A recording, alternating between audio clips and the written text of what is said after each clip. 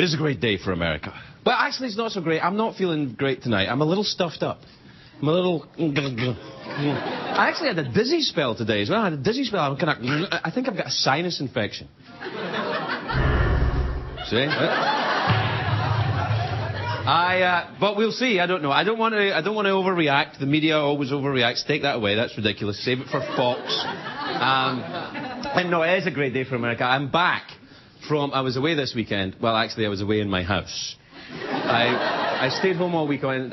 Very occasionally, I have an Elvis-a-thon on my own. I do. Every now and again, I have to do it. I'm a huge Elvis fan. Every now and again, I hear the call of the... and I get all the... thank you very much. And I get all the Elvis CDs, DVDs. I get the DVDs. The CDs I have, but the DVDs you can watch. It's an amazing invention. CDs, you can only hear. DVDs, watch and hear. Isn't that fabulous? What next? What next?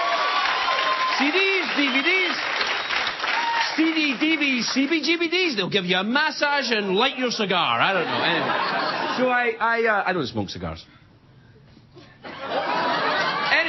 Hooray! Anyway, I rent all the DVDs and I watch them all day. I eat candy and I cry. That's my... Yes, girls, hitch your wagon to this star. Still available. No, I miss Elvis, wherever you are, Elvis. I miss you. I'm a huge Elvis fan. Even the movies. I am a fan of the movies, too. Kid Creole is a great movie. I mean, a truly great movie. He's great in it. And see, Elvis... Walter Matthau's in that as well. Elvis! But Elvis was a great performer. I think Elvis was a good actor. See, the movies he was in, some of them sucked, I admit. But Elvis was such a good actor, he made the movies better.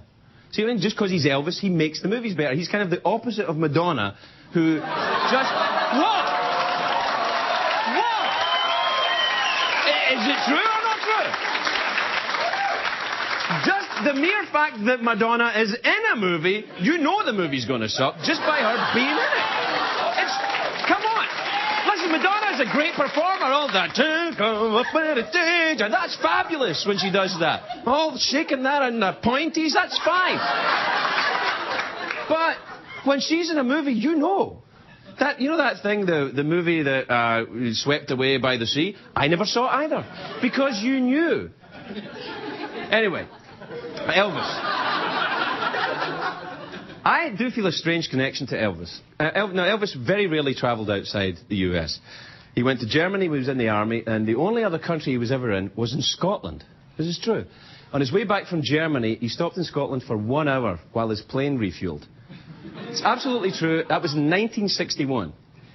9 months before I was born.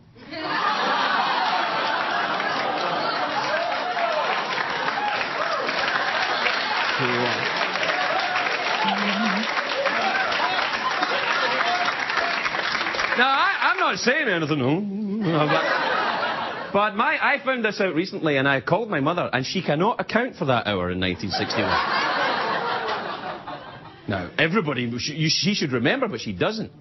And ever since I was born, from the moment I was born, I had to get back to America. I just felt I had to be here. The first exposure I ever had listening to Elvis Presley was my Auntie Betty. It was when I was very, very young. My Auntie Betty, she was very groovy. She had a beehive hairdo and the little skinny pencil skirt thing and kind of, "Live, swinging London, all right, look out, Carnaby Street." And she listened to Elvis. And it wasn't London or Carnaby Street, it was Glasgow. But anyway, she listened to Elvis. And I listened to it, I thought it was fantastic. And then I used to work in a fairground in the 1970s. And they played a lot of 1950s music, all really Elvis, because they were so cheap, they didn't want to buy any new music. So so when all the kids were getting into the Bay City Rollers and all that kind of thing, I was getting into Elvis, because that's all I heard all day. And at that time, in Britain, in fact, across Europe, all you had to do to be cool was be American. That's true. For about 30 or 40 years after the end of the Second World War in Europe, all you had to do was be an American and everybody thought you were cool. We thought Jerry Lewis was cool. I'm not kidding. We would walk around going, "Lady!" How cool is that? Everybody in America was cool. H&R Puffin stuff was cool. Everything was cool. That was very kind of druggy, wasn't it? H&R Puffin. Kind of puffin stuff. And then the kind of... Do you remember the kid who was in that as well? Jack Wilde. He was an English guy who was in H&R Puffin stuff. He had been in the movie Oliver. He was sort of, all right, Puffin stuff, what are we doing now? All right. Anyway, I'm not talking about him. I'm talking about Elvis. I just remembered. Elvis is what I'm talking about. Elvis became cool, I think, when the American parents became afraid of him. You know, he became like the parents said, you mustn't look at Elvis. So, of course, that's cool for kids. And when he appeared on Ed Sullivan, the Ed Sullivan Show, Elvis had to be shot only from the waist up. Just like me on this show.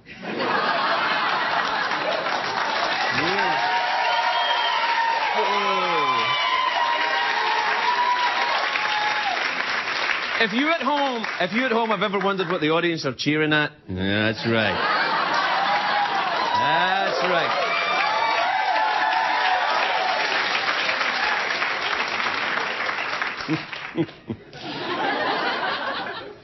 I don't like to blow my own trumpet, but I could if I wanted to. Anyway,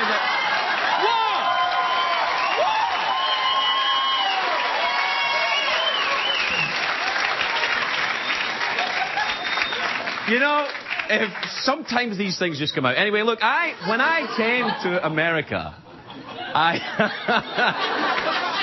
listen, I'm laughing because it's the first time I heard it. When I came to America, I took a pilgrimage. I moved to Los Angeles and I took a pilgrimage to Graceland. I took a road trip from LA. I drove right across the desert, right all the way down.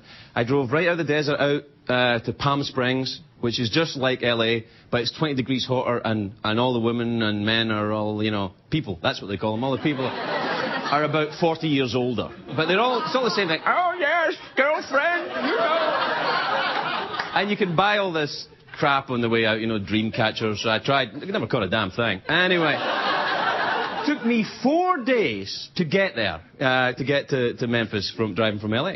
And on the way, I'm listening to Elvis the whole way, driving through America. It's fantastic. And sometimes I changed hands. But and I drove. You got to pace yourself, you know.